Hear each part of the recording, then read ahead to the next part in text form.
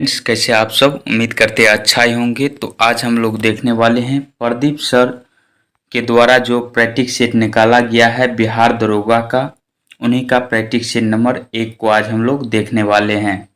आज ही से इस चैनल पर प्रत्येक दिन आपको कम से कम 1 सेट या 2 सेट प्रत्येक दिन आपको मिलेगा और आप अपनी तैयारी को प्रैक्टिस सेट के माध्यम से भी बेहतर कर सकते हैं।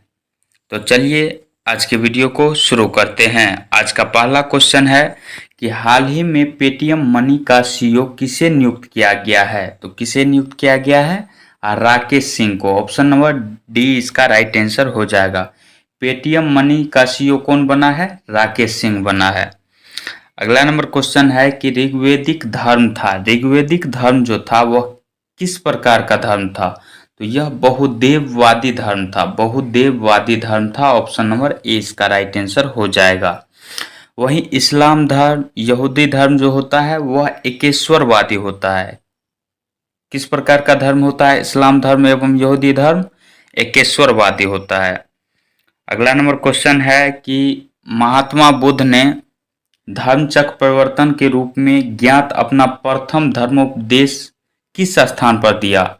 यानी अपना पहला प्रवचन या धर्म उपदेश जो दिया था महात्मा बुद्ध ने, यह कहाँ पे दिया था? तो सारनाथ में। ऑप्शन नंबर बी इसका राइट आंसर हो जाएगा। वहीं सर्वाधिक आपको पूछे तो सर्वाधिक श्रावस्ती में दिया था उपदेश।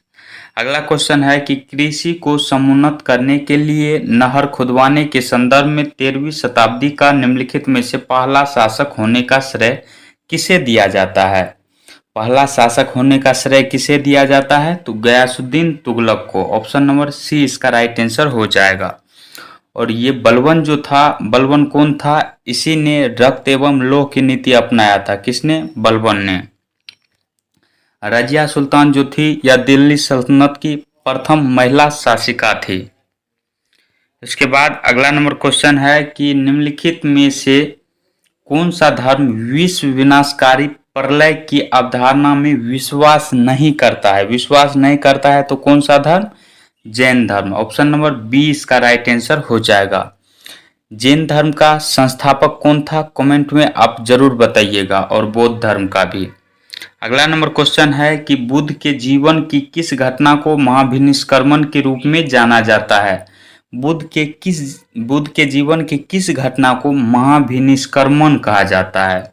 तो जब गौतम बुद्ध ने गृह त्याग किया था, यानी उनका जब गृह त्याग हुआ था, तो उस घटना को महाभिनिष्क्रमण कहा जाता है। ऑप्शन नंबर सी इसका राइट आंसर हो जाएगा। वही महापरिनिर्वाण पूछे तो जब बुद्ध की मृत्यु हुई थी तो उस घटना को महापरिनिर्वाण कहा जाता है। और गौतम बुद्ध ने कितने वर्ष की अवस्था में अपने घर को त्याग किया था, यानी अपने गृह को त्याग किया था? तो 29 वर्ष की अवस्था में। कब? 29 वर्ष की अवस्था में। अगला क्वेश्चन है कि भारत ने किस देश के साथ लोकल करेंसी सेटलमेंट सिस्टम पर हस्ताक्षर किया? भारत ने किस देश के साथ लोकल करेंसी सेटलमेंट सिस्टम पर हस्ताक्षर किया? तो नाइजीरिया के साथ। ऑप्शन नंबर ए इसका राइट आंसर हो जाएगा। अगला क्वेश्चन है कि महाबलीपुरम में रथ मंदिर का निर्माण कराया गया था। महाबलीपुरम में रथ मंदिर का निर्माण किसके द्वारा कराया गया था? तो पल्लवों द्वारा। ऑप्शन नंबर बी इसका राइट आंसर हो जाएगा, पल्लवों द्वारा।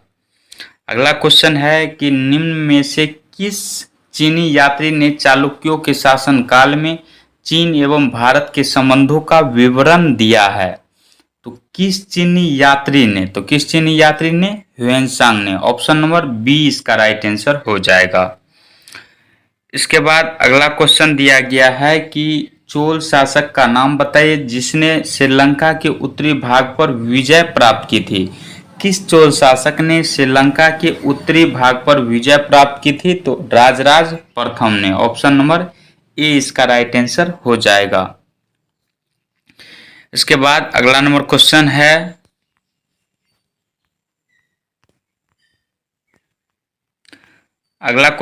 कि किस राज्य सरकार ने स्कूल ऑन व्हील्स का उद्घाटन किया? किस राज्य सरकार ने स्कूल ऑन व्हील्स का उद्घाटन किया? तो मणिपुर राज्य सरकार द्वारा। ऑप्शन नंबर बी इसका राइट आंसर हो जाएगा। इसके बाद अगला क्वेश्चन है कि हाल ही में किसने Oxford book store book cover पुरस्कार 2024 जीता है? तो यह किसने जीता है? तो भावी मेहता ने। ऑप्शन नंबर डी इसका राइट आंसर हो जाएगा। अगला क्वेश्चन है कि तालिकोटा का युद्ध लड़ा गया था। तालिकोटा का युद्ध लड़ा गया था। सबसे पहले तालिकोटा का युद्ध जो हुआ था कब हुआ था? तो 23 जनवरी 1565 ईस्वी को तालिकोटा का युद्ध हुआ था। और यह जो हुआ था किसके किसके बीच हुआ था? तो विजयनगर और बीजापुर, अहमदनगर का गोलकुंडा की संयुक्त सेनाओं के बीच हुआ था। ये विजयनगर, इधर था बीजापुर, अहमदनगर का गोलकुंडा की संयुक्त सेनाओं के बीच हुआ था। ऑप्शन नंबर सी इसका राइट आंसर हो जाएगा। इसके बाद अगला नंबर क्वेश्चन है कि डेटा ट्रैफिक के मामले में रिलायंस जियो विश्व का कौन सा मोबाइल ऑपरेटर बन गया है? विश्व का जो है यह सबसे बड़ा यानी पहला बन गया है। ऑप्शन नंबर ए इसका राइट आंसर हो जाएगा, पहला मोबाइल ऑपरेटर बन गया है। इसके बाद अगला क्वेश्चन है कि फ्रांसीसी ईस्ट इंडिया कंपनी यहाँ पे स्थापित हो जाएगा। फ्रांसीसी ईस्ट इंडिया कंपनी स्थापित हुई थी तो किसके शासनकाल में स्थापित हुई थी? तो लुई 14वां के शासनकाल में। ऑप्शन नंबर ए इसका राइट आंसर हो जाएगा। और फ्रांसीसी ईस्ट इंडिया कंपनी की स्थापना कब हुई थी? तो 1664 ईस्वी में। कब? 1664 ईस्वी में।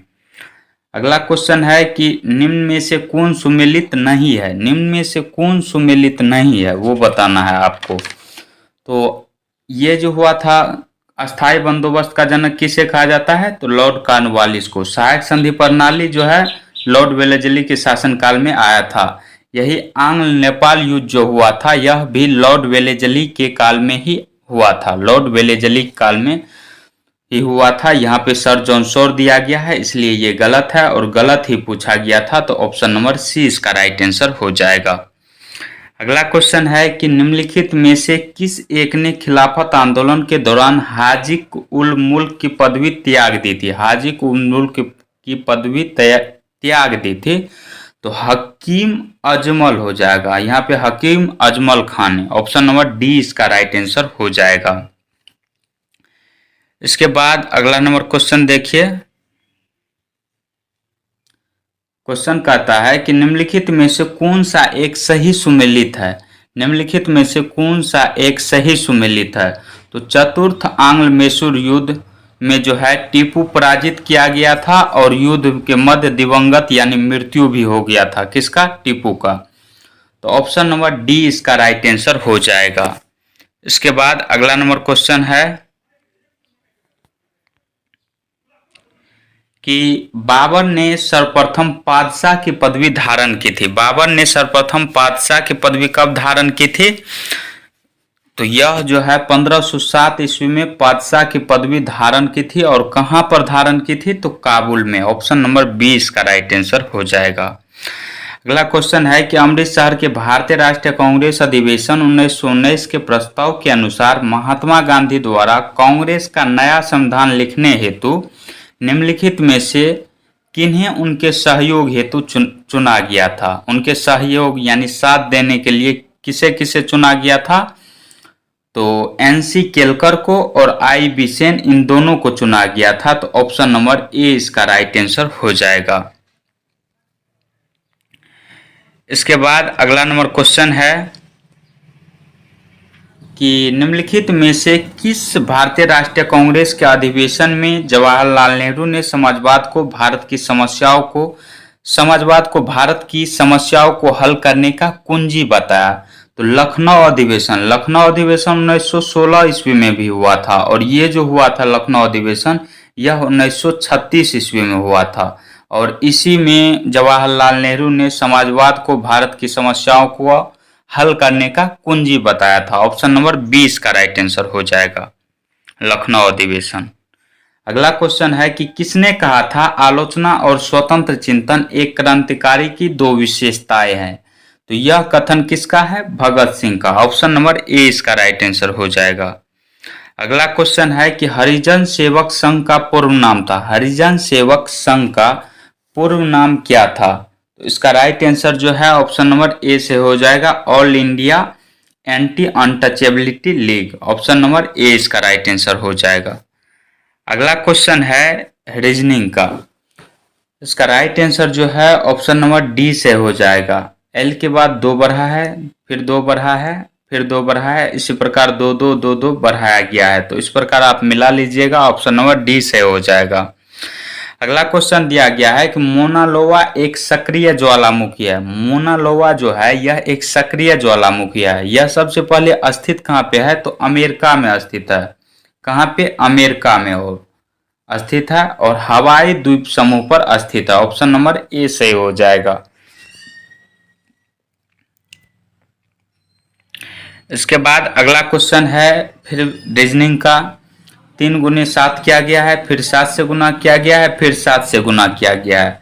इसमें अगर 7 से गुना करेंगे तो 7 सत्ते 49 यानी 9 इकाई अंक हो जाएगा और 9 सिर्फ इसी में है, इसमें भी नहीं है, ना इसमें है, ना इसमें है। तो ऑप्शन नंबर डी इसका राइट आंसर हो जाएगा।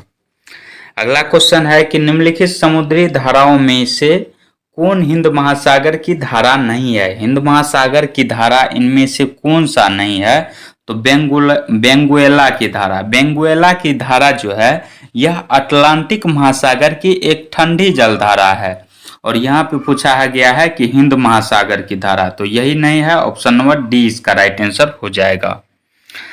इसके बाद अगला क्वेश्चन दिया गया है कि भारत के निम्न जलप्रपातों में से कौन सा गोवा में स्थित है?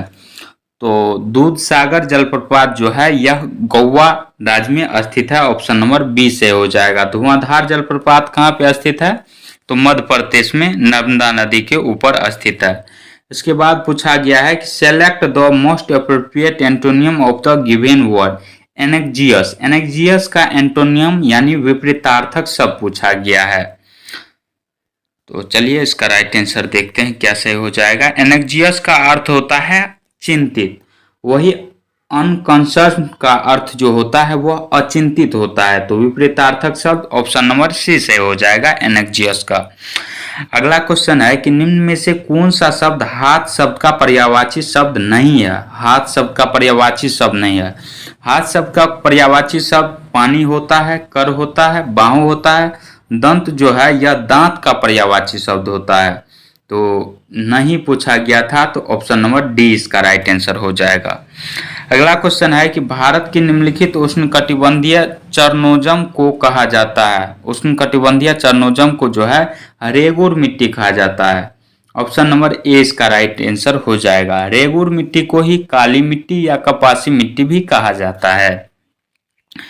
इसके बाद अगला क्वेश्चन दिया गया है कि सूची 1 को सूची 2 के साथ सुमेलित कीजिए तथा नीचे दिए गए कूट की सहायता से सही उत्तर का चयन कीजिए। लीडर समाचार पत्र का संस्थापक जो है यानी प्रकाशक जो है वह मदन मोहन मालवीय है। वहीं बॉम्बे क्रॉनिकल का जो प्रकाशक है वह कौन है? फिरोज शाह मेहता है। इंडिपेंडेंट समाचार पत्र का प्रकाशक जो है वह कौन है? तो मोतीलाल नेहरू है। वही जस्टिस समाचार पत्र का प्रकाशक जो है वह टीएम नायर है। तो इस प्रकार इसका राइट आंसर जो है ऑप्शन नंबर ए से हो जाएगा। अगला क्वेश्चन है कि बांधों और उन राज्यों का मेल मिलाइए जिसमें स्थित है। तुंगभंगरा बांध। सबसे पहले इस प्रकार के प्रश्नों में जो आपको याद है वही मिलाइए। इडुक्की परियोजना जो है यानी इडुक्की बांध जो है वह केरल में है, पेरियार नदी के ऊपर। नागार्जुन सागर बांध जो है यह आंध्र प्रदेश में है।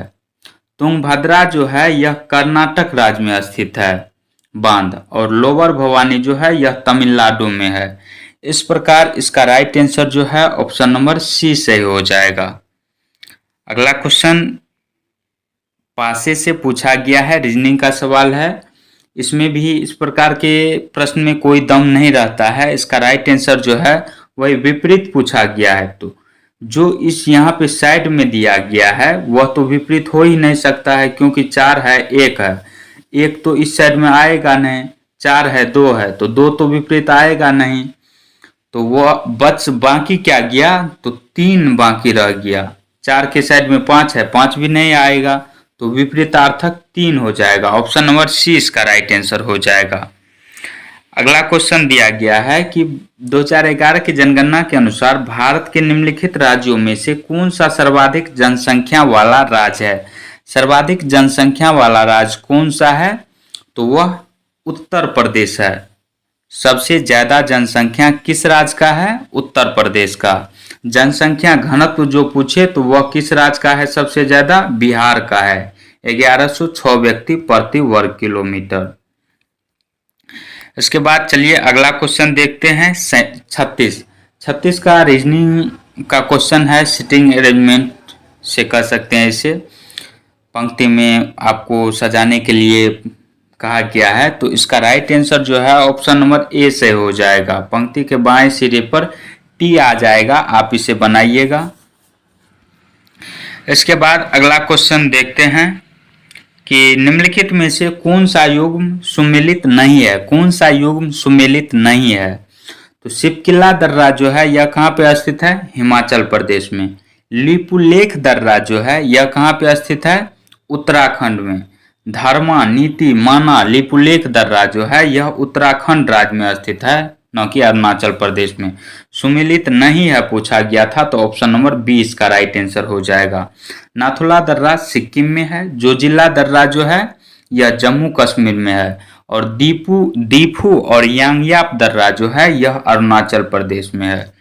चलिए अगला क्वेश्चन है कि नाबार्ड अस्तित्व में आया। नाबार्ड जो अस्तित्व में आया था कब आया था, तो 12 जुलाई। कब, 12 जुलाई 1982 ईस्वी को शिव रमन समिति की संस्तुति पर नाबार्ड की स्थापना की गई थी। तो ऑप्शन नंबर डी इसका राइट आंसर हो जाएगा। अगला क्वेश्चन है कि निम्नलिखित में से शुद्ध वाक्य का चयन कीजिए। इसमें से इतना इजी है कि आप इसे पहले खुद से पढ़िए वीडियो रोक के, तो भी समझ में आएगा। तो इसका राइट आंसर जो है ऑप्शन नंबर ए से हो जाएगा। आप कब आए, सेंटेंस सही है। आप कब आयो, ये तो गलत है। आप कब्बे आए, ये भी गलत लिखा गया है। आप कब आया, आपके साथ कब आया नहीं बल्कि आए हो जाएगा। तो इस प्रकार इसका right answer option number A ही सही है। अगला क्वेश्चन है कि दीर्घकालीन कृषि ऋण प्रदान किया जाता है। दीर्घकालीन कृषि ऋण किसे प्रदान किया जाता है, तो भूमि विकास बैंक द्वारा प्रदान किया जाता है दीर्घकालीन कृषि ऋण। ऑप्शन नंबर सी इसका राइट आंसर हो जाएगा। अगला क्वेश्चन है कि 14 बैंकों मुख्य बैंकों यानी 14 बैंक का जो राष्ट्रीयकरण हुआ था वह कब हुआ था, तो 14 बैंकों का राष्ट्रीयकरण 19 जुलाई। कब, 19 जुलाई 1969 ईस्वी को 14 बैंकों का राष्ट्रीयकरण किया गया था। ऑप्शन नंबर बी इसका राइट आंसर हो जाएगा। चलिए इसके बाद अगला क्वेश्चन देखते हैं कि निम्नलिखित युग्मों पर विचार कीजिए। बैंकों के नाम दिया गया है, इधर मुख्यालय की स्थिति दिया गया है। इलाहाबाद बैंक का मुख्यालय जो है वह कलकत्ता में स्थित है। इलाहाबाद बैंक का मुख्यालय कहाँ पे स्थित है, कोलकाता में है। भारतीय लघु विकास बैंक का मुख्यालय जो है यह कहाँ पे है, मुंबई नहीं बल्कि लखनऊ में है। कहाँ पे है, लखनऊ में है। और वही जो है ओवरसीज बैंक का मुख्यालय जो है चेन्नई में है। तो कहता है कि कौन सा सुमेलित नहीं है, तो 2 सुमेलित नहीं है, यानी ऑप्शन नंबर बी इसका राइट आंसर हो जाएगा। अगला क्वेश्चन है कि 28 के वर्ग को उस बड़ी से बड़ी संख्या से विभाजित किया जाता है जो 42 और 56 को पूर्णतः विभाजित कर सकती है। 42 और 56 को पूर्णतः विभाजित कर सकती है। बड़ी से बड़ी कौन संख्या, तो 14 जो है 42 को भी विभाजित करेगा और 56 को भी। वही पूछा है कि 28 के वर्ग को, तो 28 का वर्ग करेंगे तो यानी 28 गुना 28 करेंगे और उसमें जो है पूर्णतः विभाजित कर सकता है 14। तो इससे कहता है 14 से भाग देने के लिए, तो 14 दूनी 28 यानी 28 दूनी 56 हो जाएगा। ऑप्शन नंबर ए इसका राइट आंसर हो जाएगा। अगर मैथ और रीजनिंग में कोई भी दिक्कत हो तो वीडियो के लास्ट में व्हाट्सएप नंबर दिया गया है, उस पर आप संपर्क कर सकते हैं। चलिए अगला क्वेश्चन देखते हैं 44 का राइट आंसर जो है ऑप्शन नंबर ए से हो जाएगा 4.9%। 45 नंबर क्वेश्चन है कि भारतीय विदेश नीति जो तटस्थता पर आधारित थी का प्रारंभ किया था, तो इसका प्रारंभ किसने किया था? जवाहरलाल नेहरू ने। ऑप्शन नंबर ए इसका राइट आंसर हो जाएगा। नेक्स्ट क्वेश्चन है कि भारत में रबर का सर्वाधिक उत्पादन करने वाला राज्य है।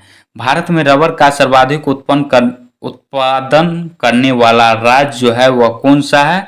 प्रथम नंबर पर केरल राज्य आता है, वही दूसरे नंबर पर तमिलनाडु आता है और तीसरे नंबर पर कर्नाटक आता है।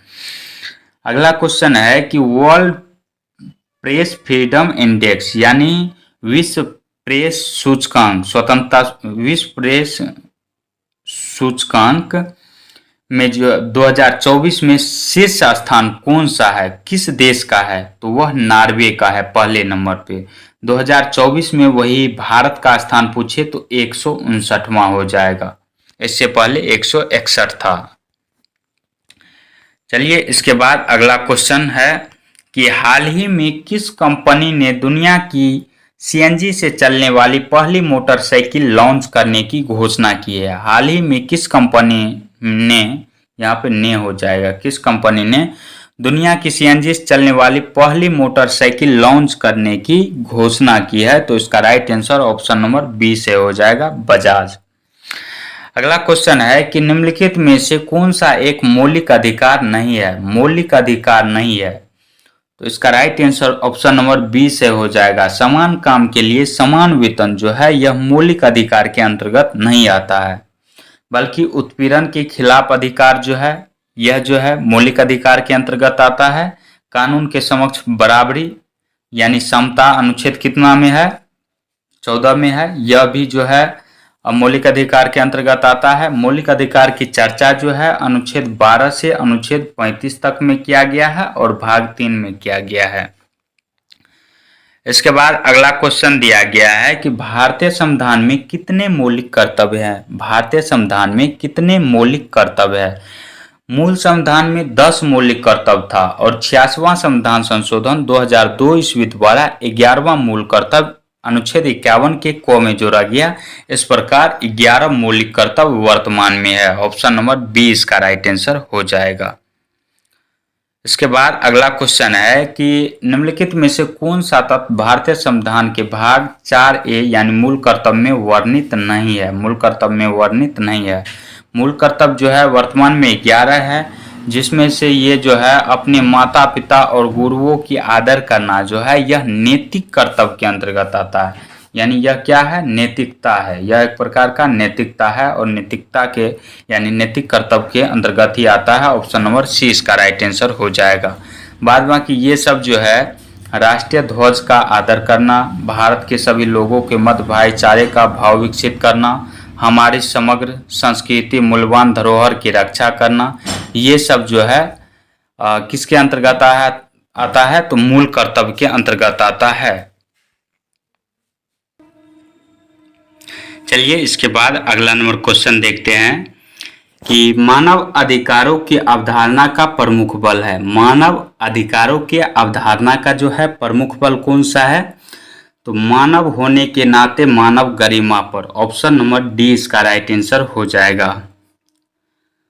इसके बाद अगला क्वेश्चन है कि भारतीय संविधान में समवर्ती सूची की अवधारणा ली गई है निम्न राष्ट्र से। समवर्ती सूची जो है यह ऑस्ट्रेलिया के संविधान से लिया गया है। ऑप्शन नंबर बी इसका राइट आंसर हो जाएगा।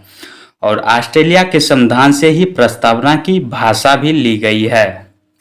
संसदीय विशेषाधिकार भी ऑस्ट्रेलिया के संविधान से ही लिया गया है।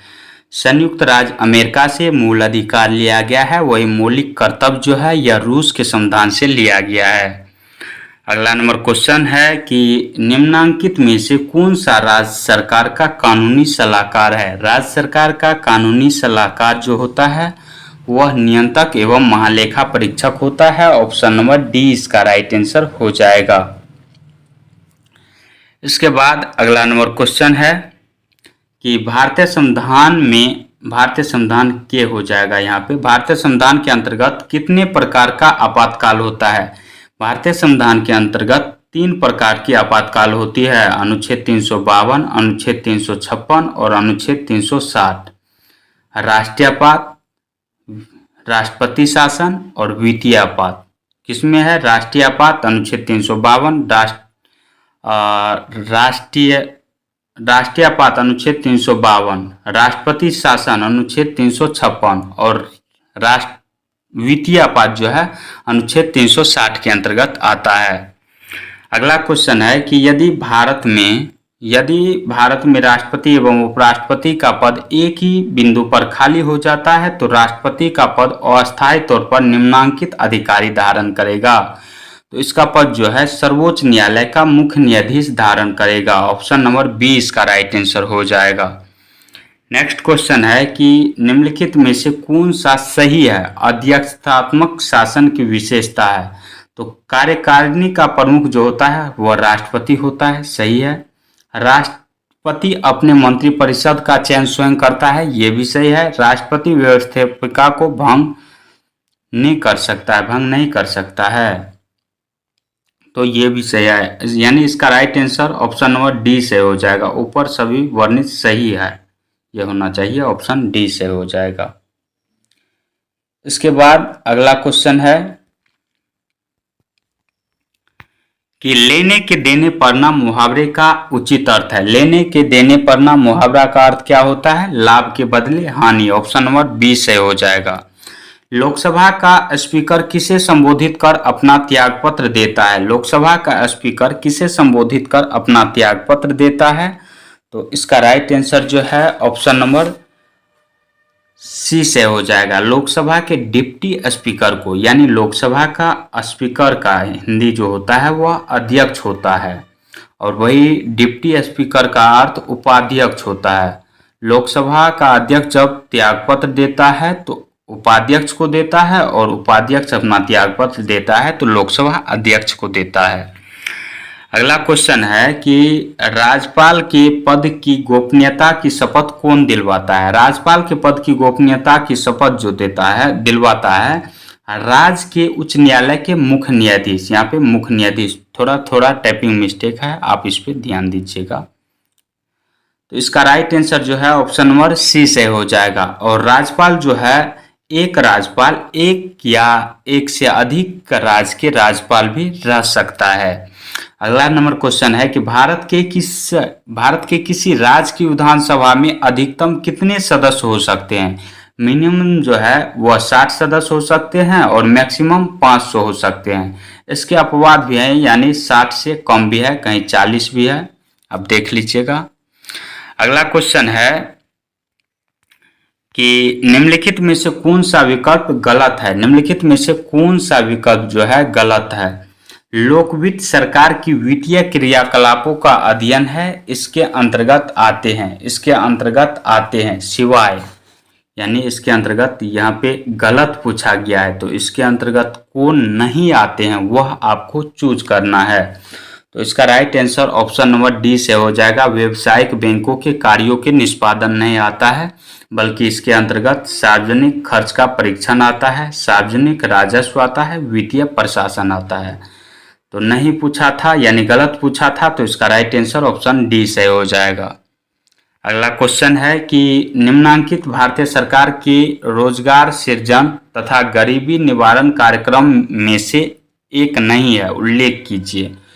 तो इसका राइट आंसर जो है ऑप्शन नंबर डी से हो जाएगा। राष्ट्रीय सामाजिक सुरक्षा कोष यह नहीं है, यहाँ पे नहीं है का बात किया गया है।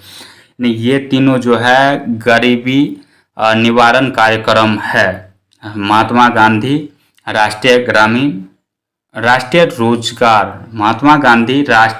रोजगार गारंटी अधिनियम, इसे पहले मनरेगा कहा जाता था, मनरेगा, अब इसी का नाम नरेगा कर दिया गया है।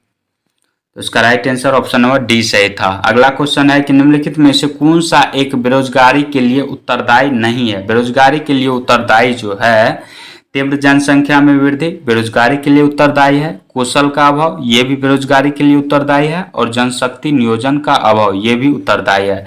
नहीं है तो ऑप्शन नंबर सी इसका राइट आंसर हो जाएगा। इसके बाद अगला क्वेश्चन है सूची 1 को सूची 2 के साथ मिलाना है। प्रथम पंचवर्षीय योजना का काल जो है वो 1951 से 56 है। द्वितीय पंचवर्षीय योजना का काल 56 से 61 है, द्वितीय पूछा नहीं गया है। इसके बाद तृतीय जो है यह 61 से 66 है। चतुर्थ पंचवर्षीय योजना का काल जो है वह 1969 से 74 है और छठी पंचवर्षीय योजना का कार्यकाल जो है वह 1980 से 85 है। इस प्रकार इसका राइट आंसर जो है ऑप्शन नंबर बी से हो जाएगा। 2 3 4 1। अगला क्वेश्चन है कि भारतीय रिजर्व बैंक ने भारत में वित्तीय समावेशन हेतु भुगतान बैंक की स्थापना का प्रस्ताव स्वीकार कर लिया है। इन बैंकों की स्थापना की सिफारिश निम्न समिति ने की। तो चलिए इसका राइट आंसर कौन सा हो जाएगा? ऑप्शन नंबर डी से हो जाएगा, नचिकेता मोरे समिति ने। ऑप्शन नंबर डी इसका राइट आंसर हो जाएगा। अगला क्वेश्चन है कि निम्नलिखित युक्तियों में से किसको मोटर गाड़ियों के इंजन को ठंडा करने के लिए प्रयोग में लाया जाता है? तो रेडिएटर का प्रयोग किया जाता है इसमें। ऑप्शन सी से हो जाएगा। अगला क्वेश्चन है कि ऊष्मीय आयनन सिद्धांत एक महत्वपूर्ण देन है। तो यह किसकी महत्वपूर्ण देन है? तो एम.एन. साहा की। यहाँ पे साहा हो जाएगा, एम.एन. साहा की देन है। ऑप्शन नंबर बी इसका राइट आंसर हो जाएगा। इसके बाद अगला क्वेश्चन है कि निम्नलिखित सिद्धांत पर रॉकेट कार्य करता है। रॉकेट जो कार्य करता है वह संवेग संरक्षण के सिद्धांत पर कार्य करता है और यह जो है न्यूटन के तृतीय नियम पर भी कार्य करता है। अगला क्वेश्चन है कि साबुन के बुलबुले का आंतरिक दाब होता है। साबुन के बुलबुले का आंतरिक दाब कितना होता है? वायुमंडलीय दाब से अधिक होता है। ऑप्शन बी से हो जाएगा। नेक्स्ट क्वेश्चन है कि निम्नलिखित में से कौन ऊष्मा का सर्वाधिक उत्तम चालक है, यानी बेस्ट कंडक्टर है? तो जल। इसका राइट आंसर ऑप्शन नंबर ए से हो जाएगा, जल। अगला है कि मरीचिका का बनना उदाहरण है। तो यह जो है पूर्ण आंतरिक परावर्तन का उदाहरण है। ऑप्शन नंबर सी से हो जाएगा। इसके बाद नेक्स्ट क्वेश्चन है कि निम्नलिखित युक्तियों में से किसके द्वारा, यहाँ पे द्वारा हो जाएगा, किसके द्वारा भूकंप की तीव्रता का मापन किया जाता है? यहाँ पे का मापन किया जाता है। भूकंप की तीव्रता का मापन सिस्मोग्राफ के द्वारा किया जाता है। ऑप्शन ए से हो जाएगा। प्रकाश का रंग निर्धारित होता है इसके। प्रकाश का रंग निर्धारित होता है किस पर? तो प्रकाश का रंग जो निर्धारित होता है किसके द्वारा? तरंगदैर्घ्य के द्वारा और आवृत्ति के द्वारा भी प्रकाश का रंग निर्धारित किया जाता है। तो इसमें ऑप्शन सी भी सही हो जाएगा और ऑप्शन डी सही, दोनों से हो जाएगा। तरंग लंबाई पर भी मुख्य रूप से तरंगदैर्घ्य पर निर्भर करता है। अगला क्वेश्चन है कि स्वर्णकारों द्वारा प्रयोग में आने वाला एक्वारेजिया निम्नलिखित को मिलाकर बनाया जाता है। तो एक्वारेजिया जो है नाइट्रिक अम्ल तथा हाइड्रोक्लोरिक अम्ल को मिलाकर बनाया जाता है। 3:1 के अनुपात में मिलाकर बनाया जाता है।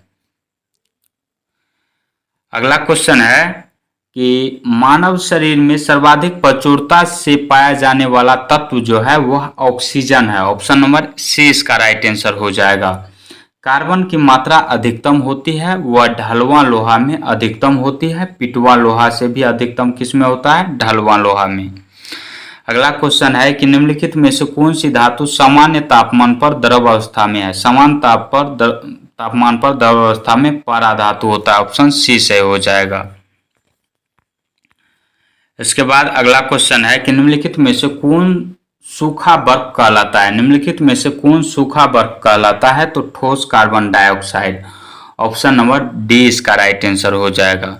अगला क्वेश्चन है कि गोताखोरों के सांस लेने संबंधी क्रिया में उपयोग की जाने वाली गैस जो है वह ऑक्सीजन और हीलियम है। ऑप्शन नंबर बी इसका राइट आंसर हो जाएगा। अगला क्वेश्चन है कि चिकित्सा भाषा में गोल्डन आवर का संबंध है। गोल्डन आवर का संबंध चिकित्सा में हृदयाघात से संबंधित होता है। ऑप्शन नंबर सी से हो जाएगा। 82 का राइट आंसर जो है ऑप्शन नंबर सी से हो जाएगा। 83 नंबर क्वेश्चन कहता है कि निम्नलिखित में से किसकी क्रियाविधि करने हेतु ईईजी, यहाँ पे जो है ईईजी है, ईईजी किया जाता है? तो किसमें? मस्तिष्क की क्रियाविधि को रिकॉर्ड करने के लिए ईईजी किया जाता है। ऑप्शन नंबर सी इसका राइट आंसर हो जाएगा इसमें। और ईसीजी क्या होता है? ईसीजी किस में प्रयोग होता है वह आप कमेंट में जरूर बताइए। अगला क्वेश्चन जो है 84, 84 का राइट आंसर जो है ऑप्शन नंबर सी से हो जाएगा, 27:29। नेक्स्ट है कि बीएमडी परीक्षण किया जाता है। बीएमडी का फुल फॉर्म जो होता है बोन मिनरल डेंसिटी होता है। बीएमडी का full form bone mineral density होता है। परीक्षण किया जाता है। बीएमडी परीक्षण किसके लिए किया जाता है?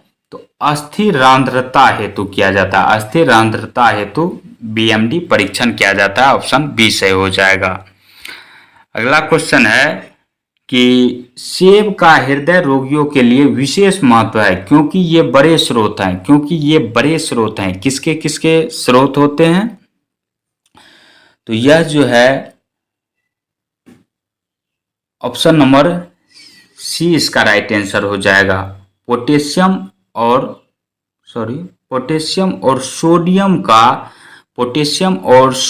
का जो है सेब में सबसे ज़्यादा पोटेशियम होता है, सोडियम होता है, और ये दोनों जो है कोलेस्ट्रॉल को सही रखता है। कोलेस्ट्रॉल न ही बढ़ाता है न ही घटाता है। इसके लिए जो है यह नियंत्रित करके रखता है। इसलिए हृदय के रोगियों को सेब खाने के लिए बोला जाता है। ऑप्शन ए इसका राइट आंसर हो जाएगा। अगला क्वेश्चन है कि मानव शरीर के भीतर भाग में रोगों की पहचान की जाती है। मानव शरीर के भीतर के भागों में रोगों की पहचान एंडोस्कोप द्वारा किया जाता है। ऑप्शन बी से हो जाएगा। अगला क्वेश्चन है कि प्रकृति में सर्वाधिक प्रचुरता में पाए जाने वाला कार्बनिक यौगिक जो है प्रकृति में पाए जाने वाला वह सेलुलोज है। ऑप्शन नंबर डी इसका राइट आंसर हो जाएगा। अगला क्वेश्चन है कि निम्नलिखित में से किसका नाभिकीय ईंधन के रूप में प्रयोग नहीं किया जाता है? नाभिकीय ईंधन के रूप में कैल्शियम का प्रयोग नहीं किया जाता है। ऑप्शन नंबर सी से हो जाएगा। नाभिकीय ईंधन में यूरेनियम, थोरियम, प्लूटोनियम इन तीनों का प्रयोग किया जाता है, न कि कैल्शियम का। चलिए इसके बाद अगला क्वेश्चन है कि किसके शासन काल में मिस्र के राजा फिलाडेल्फस ने डायनोसिस नामक राजदूत को पाटलिपुत्र भेजा? यानी फिलाडेल्फस ने किसके शासनकाल में डायनोसिस नामक राजदूत को पाटलिपुत्र भेजा था? तो यह किसके शासनकाल में? ऑप्शन नंबर बी से हो जाएगा, बिंदुसार के शासनकाल में। यहाँ पे 1491 हो जाएगा। किस वर्ष सिकंदर लोदी से पराजित होकर, यहाँ पे पराजित होकर जौनपुर के सुल्तान हुसैन शाही सरकी ने बिहार में शरण प्राप्त की थी? बिहार में शरण प्राप्त की थी कब? ऑप्शन नंबर ए से हो जाएगा, 1491 ईस्वी में। 1491-19 की जगह हो जाएगा। अगला क्वेश्चन है 92 का राइट आंसर जो है ऑप्शन नंबर बी से हो जाएगा, 3/2 घंटा। अगर आपको मैथ में कहीं भी दिक्कत होता है तो आप हमारे वीडियो के लास्ट में जो व्हाट्सएप नंबर दिया गया है उस पर संपर्क कर सकते हैं। अगला क्वेश्चन है कि मैथ का ही है 93 का right answer option number D से हो जाएगा, 36.80। अगला क्वेश्चन है कि उत्तरी गंगा के मैदान निम्नलिखित में से कौन सी पहाड़ियां स्थित है? उत्तरी गंगा के मैदान में कौन सी पहाड़ियां स्थित है? तो सोमेश्वर की पहाड़ी। सोमेश्वर की पहाड़ी की जो स्थिति होती है यह जो है बिहार इस प्रकार जो है यहाँ पे है, यानी चंपारण के एरिया में। अगला क्वेश्चन है, इसका right answer option number A ही सही हो जाएगा, सोमेश्वर की पहाड़ियाँ